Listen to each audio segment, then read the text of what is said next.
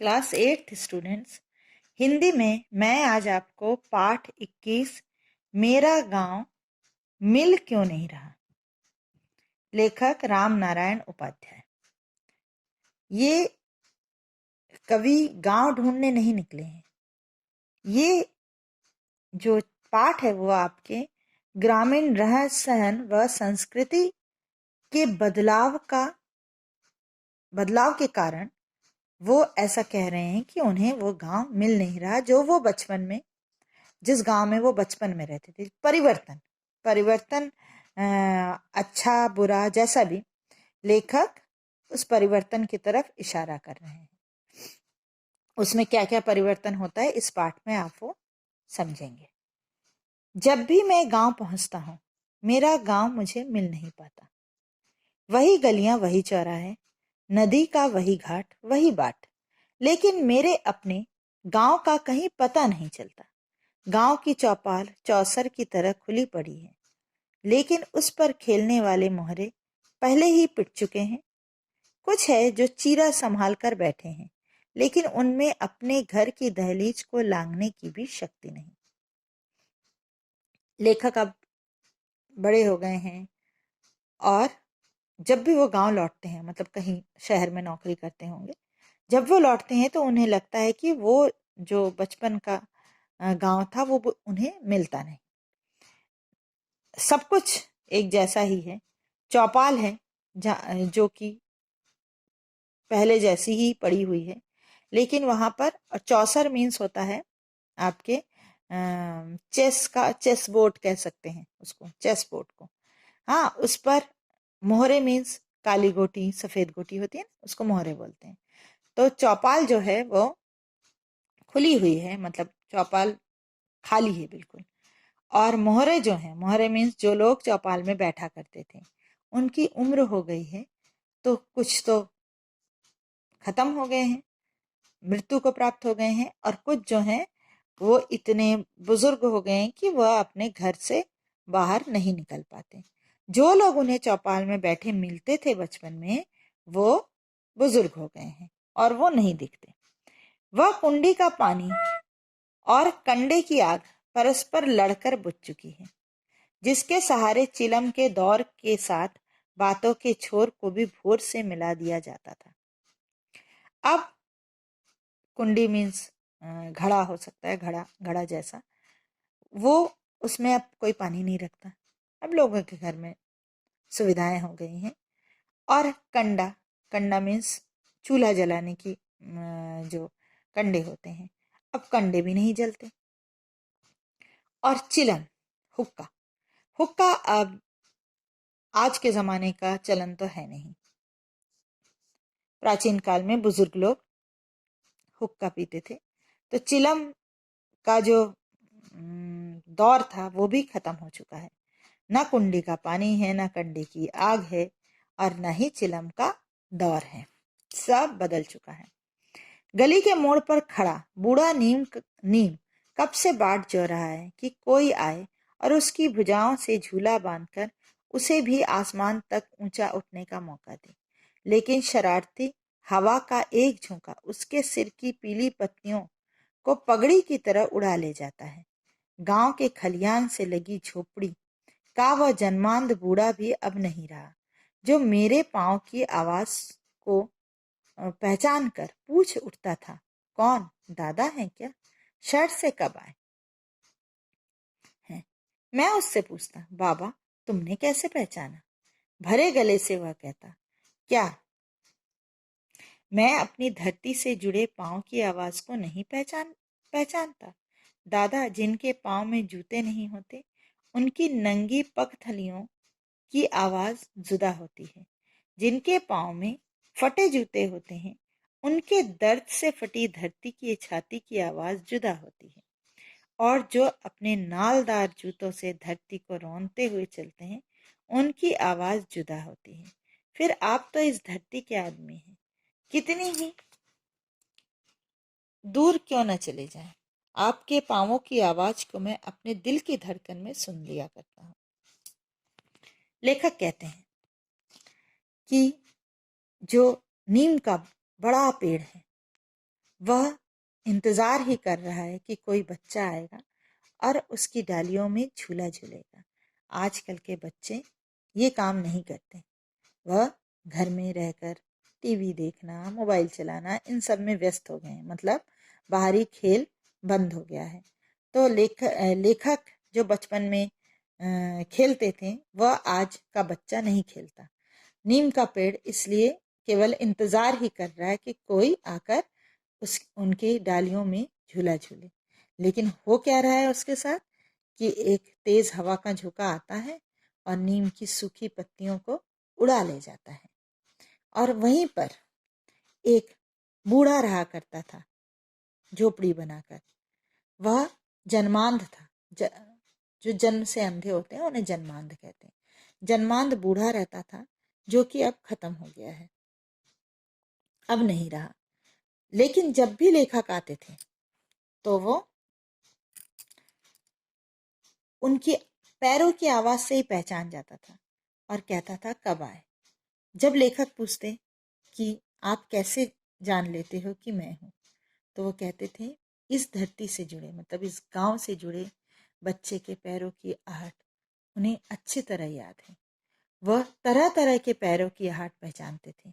जिनके पैर में जूते नहीं होते उनके पैरों की आहट अलग होती है। जिनके पैर में फटे जूते होते हैं उनके पैरों की आहट अलग होती है। और जो घमंड से भरे नुकीले पॉइंटेड जूते पहनकर चलते हैं उनकी पैरों की आहट बिल्कुल अलग होती है। वैसे ही इस गांव से जुड़े लोगों की पैरों की आहट भी वो जन्मांध बुजुर्ग पहचानते थे। और फिर वो जन्मांध बुजुर्ग क्या करते थे, और फिर बकरी के दूध से बनी चाय, वही व्यक्ति जो बुजुर्ग थे बकरी के दूध से बनी चाय पिलाते और पगड़ी के पेंच से अपनी पगड़ी, सिर पर जो कपड़ा बांधते थे उसके अंदर से 10 पैसे निकालकर दक्षिणा में देते। लेखक जो है वो ब्राह्मण है, राम नारायण उपाध्याय नाम है, तो ब्राह्मण है और इसलिए उन्हें वो दक्षिणा में देते। और लेखक वो 10 पैसा लेके ही बहुत खुद को समृद्ध मान बैठते, क्योंकि उस समय 10 पैसे का भी बहुत मोल था। नदी का वह पानी भी अब सूख चुका है, जिसके किनारे बैठकर अगर एक कंकरी भी फेंको तो तरंगे उठती चली जाती हैं। अब तो नदी का चेहरा उभरे हुए दर्द की तरह रेत बन चुका है। नदी सूख गई है। तब ये सारे परिवर्तन हुए हैं गांव में। और ये परिवर्तन लेखक को बिल्कुल भी पसंद नहीं आ रहे हैं। अब गांव से प्रश्नों के तीर की तरह गीत के बोल नहीं उठते। निर्मला चांदनी रात है, तारे का उदय कब होगा?